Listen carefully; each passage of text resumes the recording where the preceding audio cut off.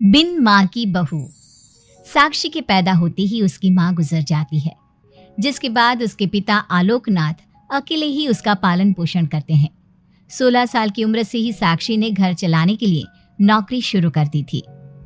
बेटी से बढ़कर एक बेटे की तरह वो अपने पिता को कंधे से कंधा मिलाकर काम में हाथ बटाती रहती है। साक्षी, मेरे होते हुए तुझे नौकरी करने की कोई जरूरत नहीं है। तेरे हर शौक पूरे करने के लिए मैं अभी जिंदा हूँ। और आपकी शौक का क्या पापा? आपके भी तो कुछ शौक होंगे ना? मुझे वही सब पूरे करने हैं। मेरे शौक का क्या बेटा, मैं तो बूढ़ा हो चुका हूँ। मेरे शौक तो तेरी माँ के साथ ही कब के मर चुके हैं।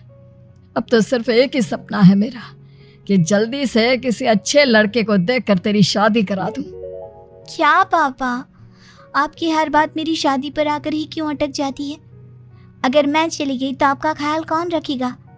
इसलिए मैं आपको छोड़कर कहीं नहीं जाऊंगी। अरे बेटा, एक ना एक दिन हर लड़के को जाना ही पड़ता है। तुझे भी जाना तो होगा ही। अपने पिता की बातों से निराश होकर साक्षी अपने रूम में चली जाती है। पिता से दूर होने के ख्याल से ही वो फूट फूट कर रोने लगती है। कुछ दिनों के बाद, आलोकनाथ जी, हमारी नजर में एक लड़का है। उसके पास बंगला, कार, सब कुछ है। सुना है करोड़पति लोग हैं वो। आप कहे तो आपकी बेटी के लिए बात करूं? अरे लेकिन हमारे इतने बड़े परिवार में अपनी बेटी ब्याहने की हैसियत नहीं है। उन सब की चिंता मत कीजिए। उन लोगों को दहेज वगैरह कुछ नहीं चाहिए। वो लोग तो सिर्फ अपने परिवार के लिए गुणी और संस्कारों से परिपूर्ण बहू चाहते हैं। अगर ऐसी बात है तो आप उन लोगों से मेरी बेटी के बारे में बात कीजिए। मेरी बेटी में वो सभी गुण हैं जो वो अपने परिवार की बहू के लिए चाहते हैं। इस तरह वो साक्षी का रिश्ता लेकर अर्जुन नाम के लड़के के परिवार के पास जाता है। साक्षी की फोटो देखकर लड़के वाले उसे झट से पसंद कर लेते हैं, जिसके बाद अर्जुन के परिवार वाले साक्षी को देखने उसके घर पहुंचते हैं। आलोकनाथ जी, हमें तो आपकी लड़की फोटो में ही पसंद आ गई और फिर भाई साहब ने आपकी लड़की की तारीफ भी बहुत की है। अब तो बस आप हमें उससे मिलवा ही दीजिए। साक्षी बिटिया, बाहर आना तो। साक्षी। अपने पिता की आवाज सुनकर साक्षी तुरंत बाहर आ जाती है और एक एक करके सभी के पैर छूती है। आलोकनाथ जी, आपकी बेटी तो सच में बहुत गुणवान और संस्कारी लगती है। बिटिया, क्या क्या शौक है तुम्हारे? पापा, और अपनी ज़रूरतें पूरी करने के अलावा मेरे और कोई शौक नहीं है। आपने अपनी लड़की को सच में बहुत अच्छे संस्कार दिए हैं भाई साहब। इसे अपने घर की बहू बनाना तो हमारे लिए सौभाग्य की बात होगी। इस तरह सबकी राजी खुशी से अर्जुन और साक्षी की शादी भी हो जाती है। साक्षी की सास उसे एक माँ का भरपूर प्यार देती है और कभी उसे मायके की कमी महसूस नहीं होने देती। साक्षी बेटा, तू आराम कर। सुबह से घर के काम पर लगी है, थक गई होगी अब बिटिया। नहीं माँ, मैं ठीक हूँ, आप चिंता मत कीजिए। मैंने कहा ना, अपने रूम में जाकर आराम कर। अरे काम की टेंशन मत ले। अपनी सास की जिद के आगे हार मानकर साक्षी अपने रूम में चली जाती है। थोड़ी देर बाद उसका पति भी वहां पहुंच जाता है। साक्षी, तुमने मेरी रेड कलर की फाइल देखी क्या? जी नहीं, मैंने तो आपकी कोई फाइल नहीं देखी।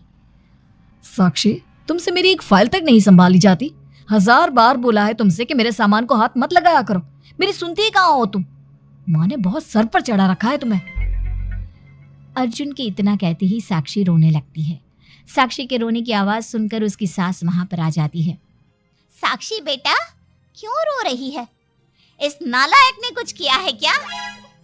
साक्षी अपनी सास मीना को सारी बात बताती है। क्यों? गधे, अपनी फाइल का खुद तो ध्यान रखता नहीं और बहू को ताने देता है। माँ, अब तो रहने ही दो। आपको हर समय अपनी बहू ही सही लगती है। सही लगती नहीं, सही है मेरी बहू। माँ समझाइए ना इन्हें, ये हर समय मुझ पर गुस्सा करते रहते हैं। खबरदार अर्जुन, जो आज के बाद तूने मेरी बहू के साथ ऐसा बर्ताव किया तो मुझसे बुरा कोई नहीं होगा। अपनी माँ की डांट सुनकर अर्जुन वहां से चला जाता है। बहू, अगर दोबारा ये तुम्हें ऐसा कुछ कहे तो तुम मुझे आकर फौरन बोल देना। मैं हमेशा तुम्हारे साथ खड़ी रहूंगी बेटा। माँ, आप सच में बहुत अच्छी हो। मुझे बचपन से लेकर आज तक कभी एक माँ का प्यार नहीं मिला, लेकिन जब से आप मुझे मिली हैं तब से मुझे माँ की कमी कभी महसूस नहीं हुई। अरे पगली, मैं भी तो तेरी माँ ही हूँ, और मेरे होते हुए अब तुझे कभी अपनी माँ की कमी महसूस नहीं होगी। एक दिन साक्षी, अब मैं तंग आ चुका हूँ तुमसे। भगवान के लिए मुझसे दूर रहा करो। अब मुझे ना चिढ़ होने लगी है तुमसे। अर्जुन, ये क्या तरीका है अपनी पत्नी से बात करने का? माँ प्लीज, आप रोज रोज इसकी पैरवी करने मत आया कीजिए। अरे क्या हुआ, सुबह सुबह तमाशा क्यों लगा रखा है? पापा, आपको पता है इस साक्षी की वजह से मेरा लैपटॉप खराब हो गया है। ऑफिस का पूरा डाटा इसी में था, और देखिए ना, इसने उसमें चाय गिरा दी। अब मैं अपने बॉस को क्या जवाब दूंगा? माँ, मेरा यकीन कीजिए, मैंने जानबूझकर चाय नहीं गिराई। मैं तो इन्हें दे रही थी चाय, लेकिन इन्होंने ही ठीक से नहीं पकड़ी। अच्छा, तब इसमें भी मेरी ही गलती है। वाह साक्षी वाह। अर्जुन, तू बहू पर इतना क्यों भड़क रहा है? अब जो हो गया सो हो गया। सुन लेना ऑफिस में थोड़ी सी डांट। अब अपनी बीवी के लिए इतना तो कर ही सकता है ना तू। मैं आपके लिए दूसरा लैपटॉप ले आऊंगी, आप परेशान मत होइए। कोई जरूरत नहीं है उसकी, मैं खुद ले लूंगा। मेहरबानी करके अब मेरे सामान से दूर रहना। इतना कहकर अर्जुन वहां से चला जाता है, जिसके बाद साक्षी फूट फूट कर रोने लगती है। चुप हो जा बेटा, उसकी बातों का बुरा मत माना कर। अरे वो तो पागल है। मीना के इतना कहते ही साक्षी उसे कसकर गले लगा लेती है। माँ, आप नहीं होती तो मेरा क्या होता? मैं बहुत भाग्यशाली हूँ जो भगवान ने मुझे सास के रूप में मेरी माँ लौटा दी है। बेटा, जीवन में ये सब चलता ही रहता है, ऐसी बातों को दिल पर नहीं लगाना चाहिए। चल अब अपने आंसू पूछ और मेरे साथ काम में हाथ बटा। इतना बोलते ही मीना रसोई की तरफ चल देती है। साक्षी भी अपनी सास के पीछे चल देती है और सभी बातों को भूलते हुए खुशी खुशी काम पर लग जाती है।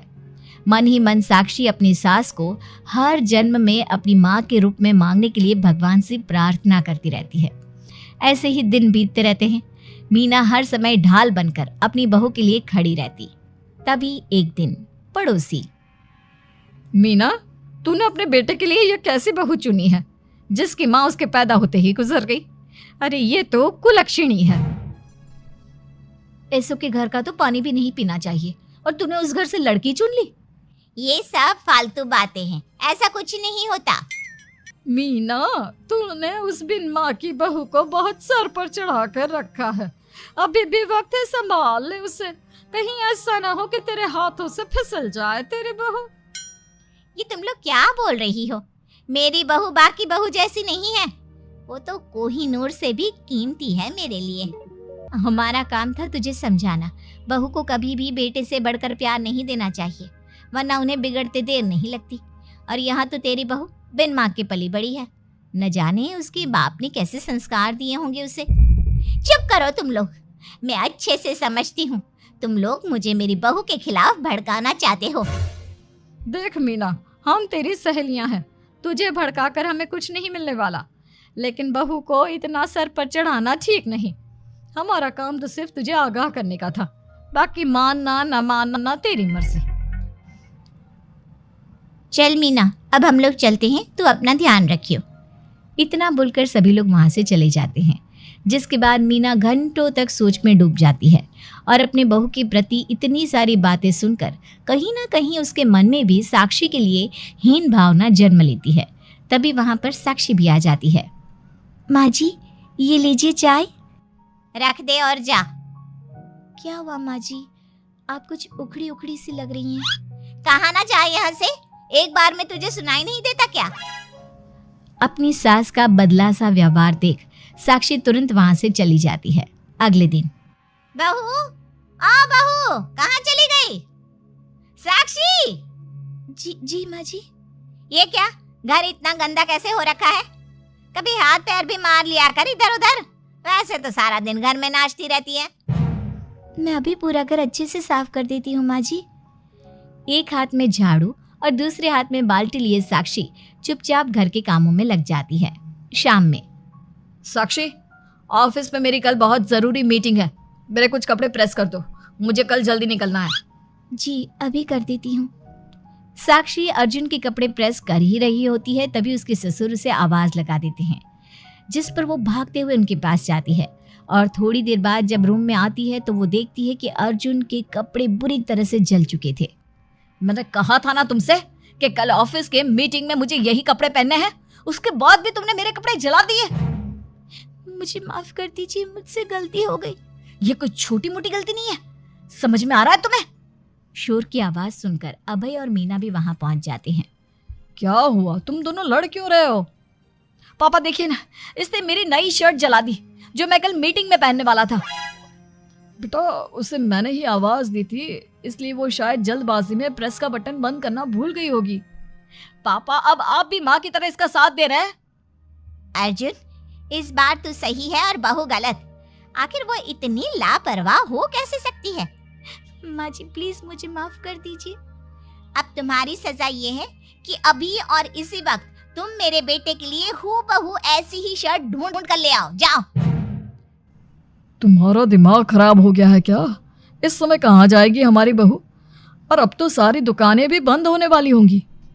अगर दुकानें बंद हो भी गई होंगी तो उसे खुलवाकर मेरे बेटे के लिए शर्ट लेकर आओ। माँ रहने दीजिए, इन सब की कोई जरूरत नहीं है।